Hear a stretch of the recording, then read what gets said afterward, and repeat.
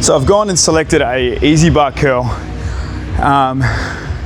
just to change the variation and just to really secure that position. I find as I'm getting into that position, because of my choice at the end here, it definitely like challenges my pronators, but also I'm in a bit more of an internal rotation position. So just trying to really put that tension out there and engage my lats and triceps to secure that shoulder position.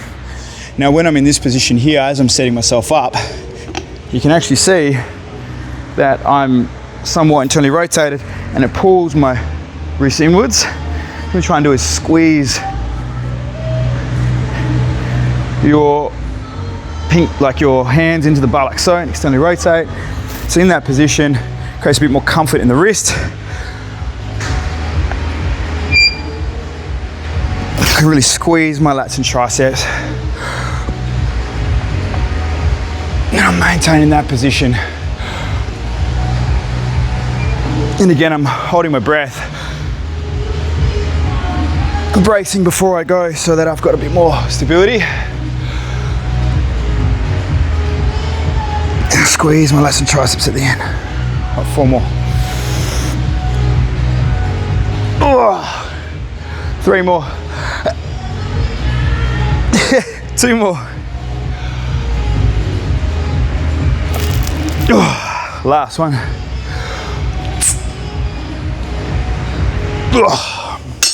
And that's the easy bar live from Strength Mechanics. Whew. Obviously, give you a description mid-set. Didn't help me much. It made it a bit longer. But roughly, when you're treating any sort of weight, you want to really be working on that tempo system. Now, tempo really is time under tension. And obviously, time under tension, one, really stimulates muscle growth, really advocates control of the movement, and exposes your weaknesses, particularly when you're resisting that weight down slower. It gives you a lot more control over the weight. Biggest thing I say to most of my clients and my coaches is, you control the weight doesn't control you. And that's the biggest advice I can give anyone.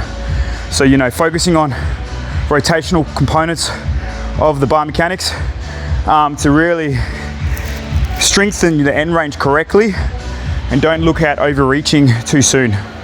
I'm going to now superset this with what you call a tricep pull down, okay? But I'm going to fix that position and I'm going to give it a little bit of isolation and really squeeze and fix to complement this position here. So I'm going to take the elbows and lock them in nice and tight.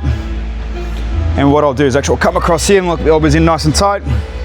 From here, now you don't want your shoulders up, you want your shoulders down, and then we're going to squeeze that, locking your elbows in nice and tight. So from here, squeezing down, and I want you to give me 12 to 15, or until I'm unable to get as much extension from the elbow. Whew. And it's too much weight, so I'm going to drop it down, locking it out, finishing off. Obviously all the tricep work I've done this week and today, this is just a bit more of a finisher. Promotes a bit of blood growth. Promotes a bit of, oh my goodness.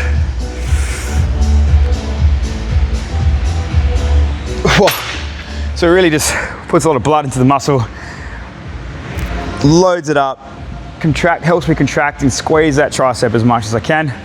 Okay, when you're looking at it, I'm actually really trying to force my elbows in as tight as I can.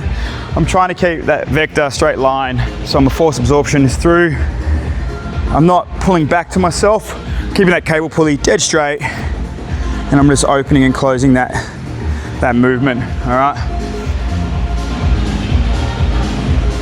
That's about it.